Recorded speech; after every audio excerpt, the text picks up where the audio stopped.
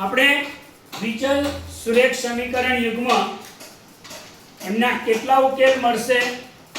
એક મળશે, નહીં મળે કે અસંખ્ય મળશે તે માટેની શરત જોઈ ગયા.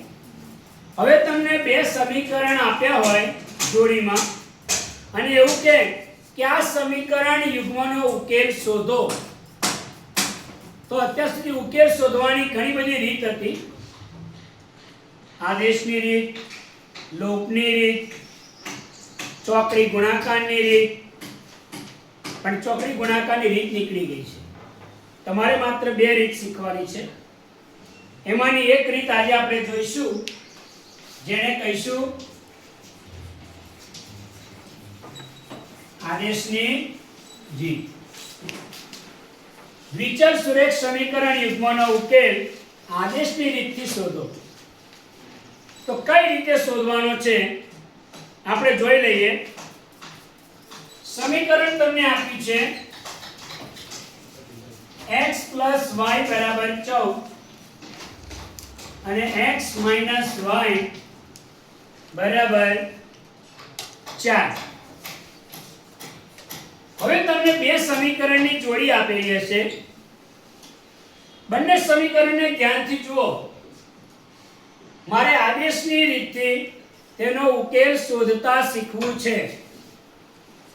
હું તમને અહીંયા પહેલો તો દાખલો સીધો લીધો છે,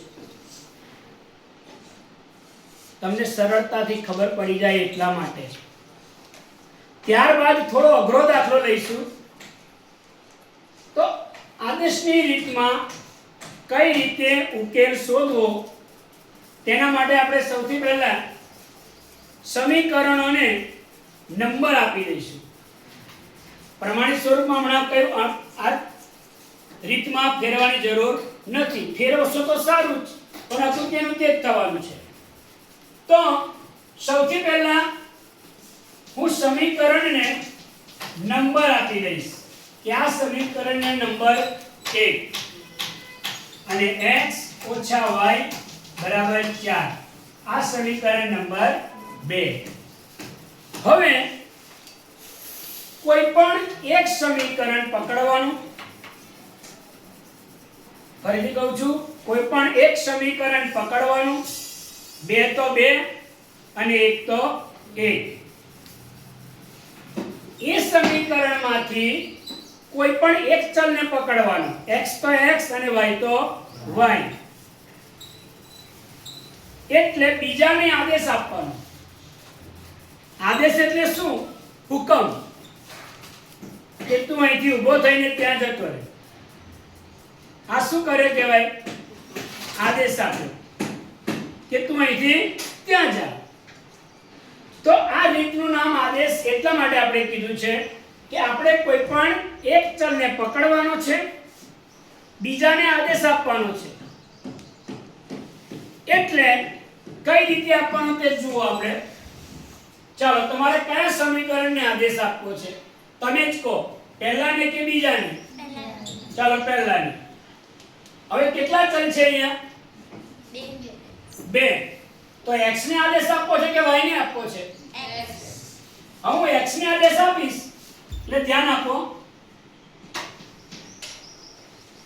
આ y મારો તેનો તે રહેશે, બરાબર પણ તેનું, 14 પણ તેનું. મેં આદેશ કોને આપ્યો? x. કે તું તે બાજુમાં જા ભાઈ.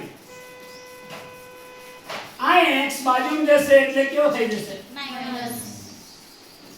મારા આ દાખલામાં મારે એકલો y કે એકલો x રહેવો જોઈએ. એની સાથે બીજું કોઈ હોવું જોઈએ નહીં.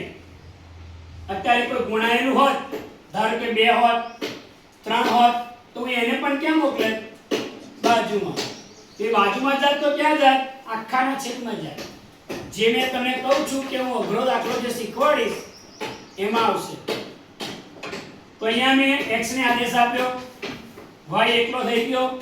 કે કોઈ પણ એક ચલને સૂત્ર કરતા બનાવવાનો છે.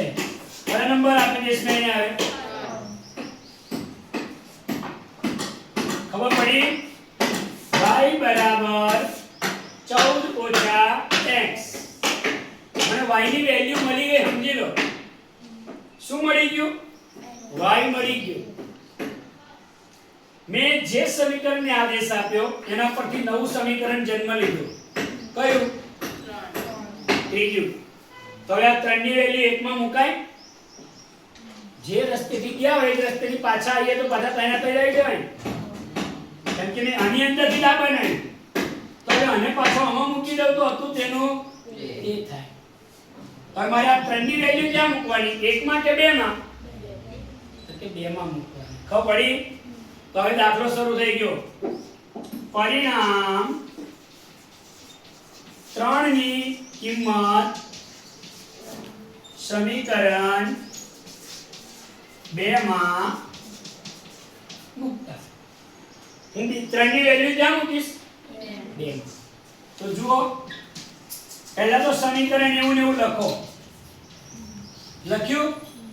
હવે મારો x કેવો ને તેવો છે, ઓછા પણ તેના તે છે, પણ જ્યાં y દેખાય તે કેટલા મૂકવાના? 14 ઓછા x. હવે આ બાજુ બીજું બરાબર તેનું તે જ છે. ચાલો કૌંસ છૂટો પાડો. x તેના ઓછા વત્તા ઓછા ઓછા અંદર જે હોય એની બહાર માઈનસ હોય તો દરેકની નિશાની બદલાઈ જાય. ચાલો આ 14 ને કઈ લઈ જઈશ હવે મેં? તો હું થાય આ x અને આ x. કેટલા x થયા? બરાબર 4 તો હતા જ, 14 બાજુમાં ગયા, ઓછા હતા એટલે કેવા થઈ જશે?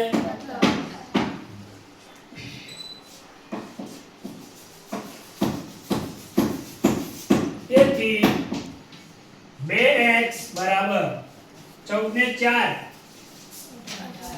હવે આ બે ગુણાયેલા છે, છેદમાં જાય 2 નવા. તો મારા x ની વેલ્યુ કેટલી આવી? 9. ચાલો મને મારા ઉકેલમાંથી એક ચલ તો મળી ગયો. કેટલો? 9. બે હાથે ચોરી કરી હોય એમાં એક પકડાય ને તો બીજો ઓટોમેટિક પકડાઈ જાય. x આવી ગયો છે એટલે y ને છૂટકો જ નથી આવવાનો, y ને આવવું જ પડશે. તો આની વેલ્યુ આ 1 2 અને 3, 3 માંથી કોઈ પણ એક જગ્યાએ તમે મૂકશો એટલે તમને y મળી જશે. બને ત્યાં સુધી જે નવું પરિણામ બનાવીને એમ જ મૂકવાનું, સીધે સીધો મળી જાય. કેમ? જોઈ લો. x બરાબર 9 સમીકરણ 3 માં મૂકતા શું છે? y બરાબર 14 ઓછા તેથી y બરાબર 14 તેવાને x ની જગ્યાએ 9. તો જોઈ લો કેટલા થાય? તેથી y બરાબર આયા 5. તો જોઈ લો x 9 હતો તો y કેટલો આવ્યો? 5. બની ગઈ જોડી. તો લખવાનું આમ ઉકેલ xy બરાબર x 9 અને y 5. સમજ પડી?